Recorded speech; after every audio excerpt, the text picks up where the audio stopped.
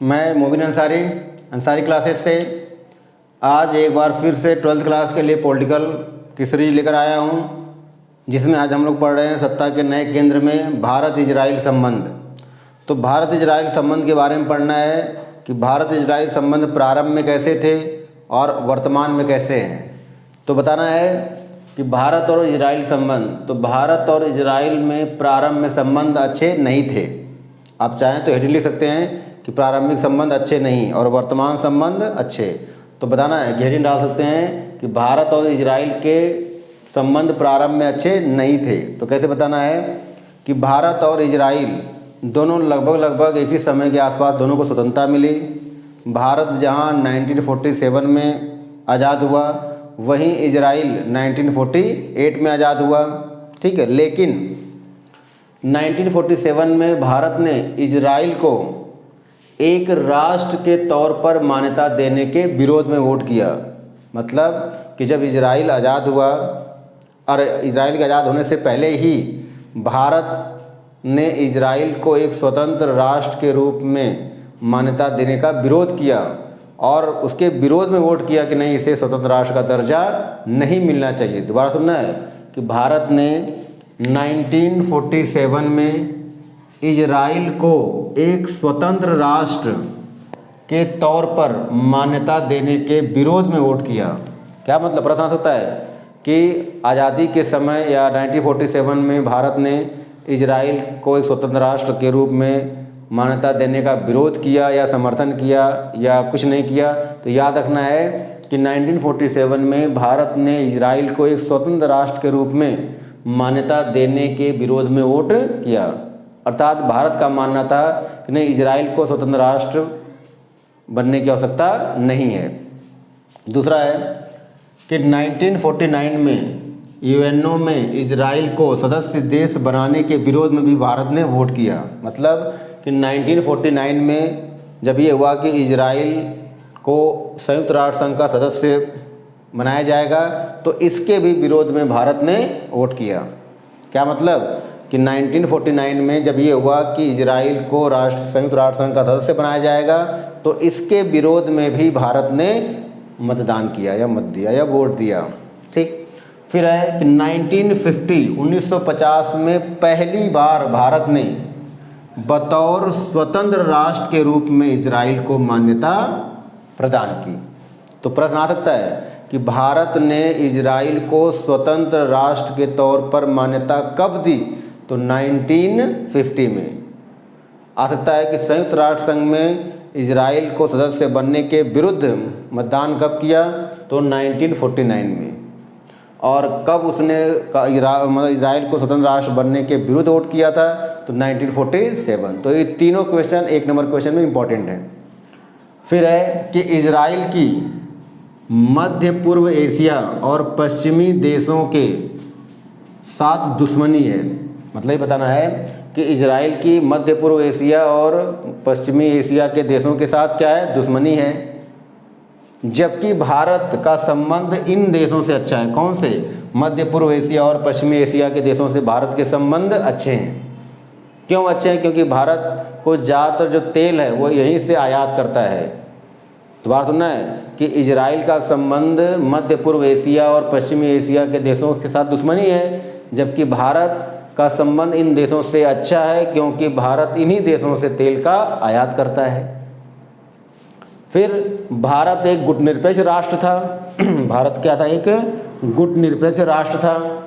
जबकि Israel America के सैन्य गठबंधन में शामिल था। अर्थात इजराइल का संबंध अमेरिका से अच्छे हैं और यही कारण था कि इजराइल अमेरिका के सैन्य गठबंधन में शामिल था।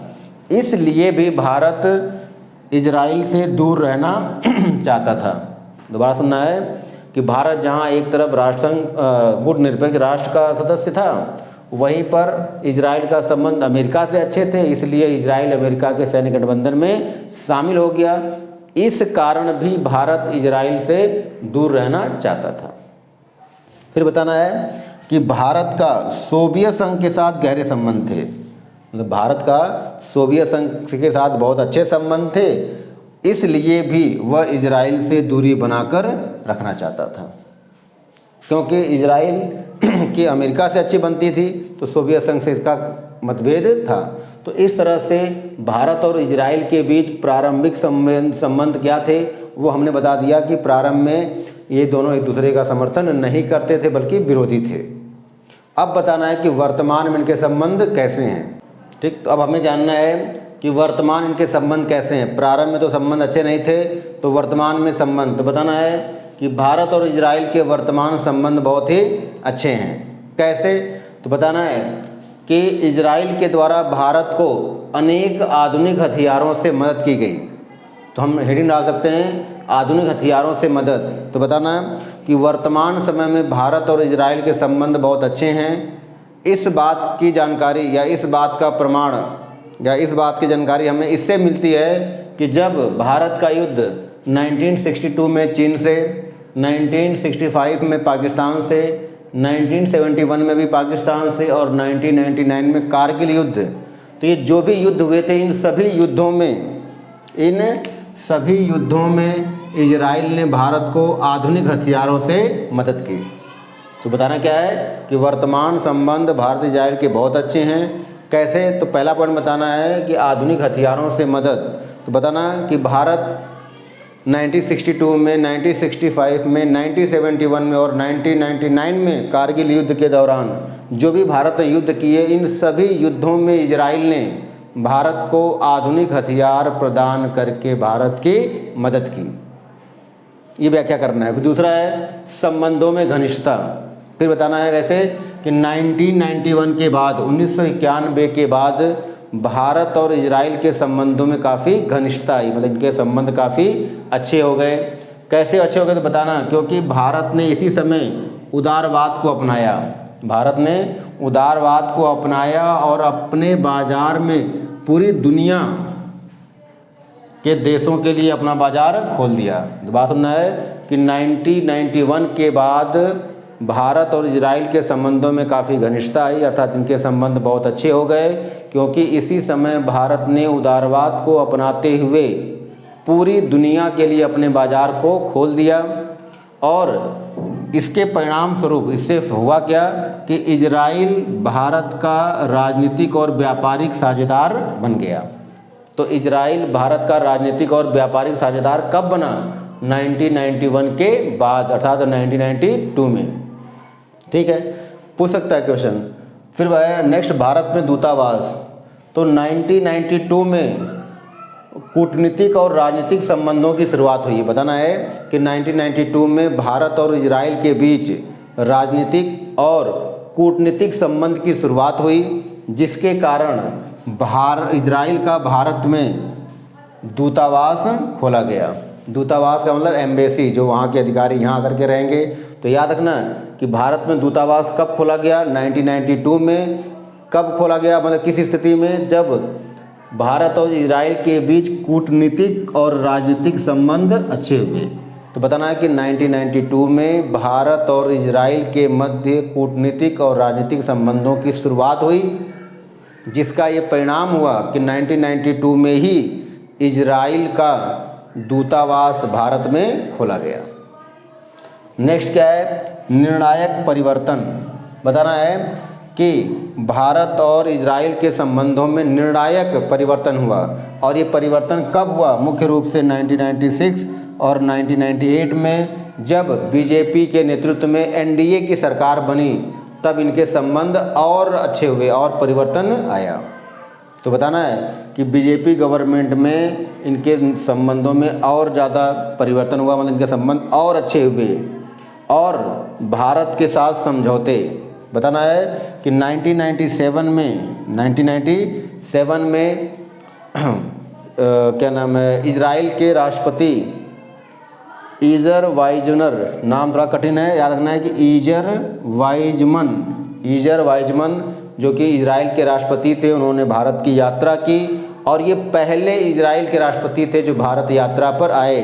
तो प्रश्न इंपॉर्टेंट बन जाता है कि वह पहले इजराइल के राष्ट्रपति कौन थे जो भारत यात्रा पर आए और कब आए। तो कब आए, तो 1997 में आए। नाम क्या था राष्ट्रपति का, तो ईजर वाइजमन। और इनके बीच वार्तालाप हुई, भारत और इजराइल के बीच। और इजराइल ने भारत को बराक मिसाइल देने का वादा किया। तो प्रश्न आ सकता है कि बराक मिसाइल किस देश की देन है, तो इजराइल की।